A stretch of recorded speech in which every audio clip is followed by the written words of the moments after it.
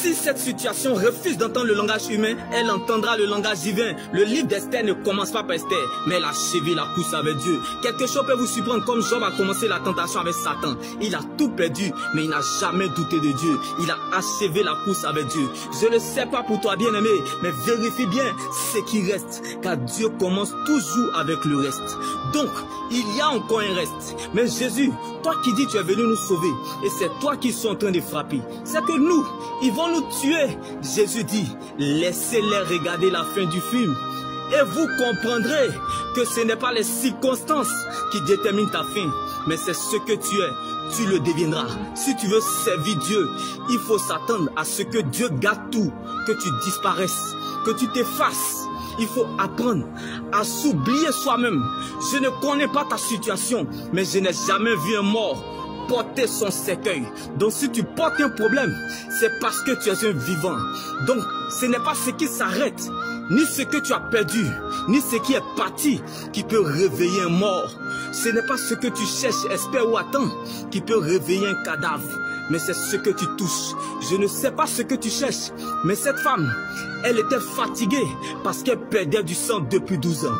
Épuisée parce qu'elle avait dépensé tout son argent chez les médecins, les hommes, et personne n'a pu la guérir. Elle était découragée parce que les gens se moquaient d'elle et de sa maladie. J'aimerais dire à quelqu'un qui traverse des épreuves très difficiles depuis longtemps, c'est parce que ton exaucement a de la valeur. Comme cette femme qui perdait du sang depuis 12 ans a touché Jésus parce qu'elle était chargée des problèmes. Prépare-toi à toucher à la grandeur, comme Jésus a donné une touche à sa vie, parce que cette femme, bien-aimée dans le Seigneur, elle n'a pas gaspillé son temps dans la présence de Dieu. Tu peux échouer en tout et partout, mais jamais dans la présence de Dieu. Alors heureux l'homme qui cherche la présence de Dieu malgré les difficultés, car Jésus n'abandonne jamais ceux qui le cherchent. Et Dieu ne permettra jamais que ses saints connaissent la décomposition, car les solides fondations posées par Dieu subsistent et demeurent éternellement. La vraie joie dans le Seigneur et la véritable stabilité d'un véritable enfant de Dieu ne dépend pas du confort, ni du climat extérieur, ni de ce qu'il a dans ses poches ou dans ses mains, mais de la présence de Dieu dans le coffre de son cœur. Que Dieu prenne la forme de ce qui te manque.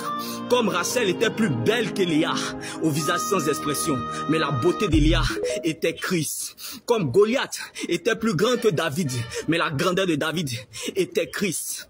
Comme le frère aîné de Jacob, Ésaü, était plus riche que Jacob, mais la bénédiction de Jacob était Christ. Comme Gédéon était faible, mais sa faiblesse était Christ. Comme les sœurs de Lazare, Marie et Marthe, étaient plus riches que Lazare, mais la richesse de Lazare était Christ. Là où se trouve ta richesse, c'est là où se trouve ton cœur. Que la joie du Seigneur soit ta force et ton partage, et que Dieu prenne la forme de ce qui te manque. Shalom.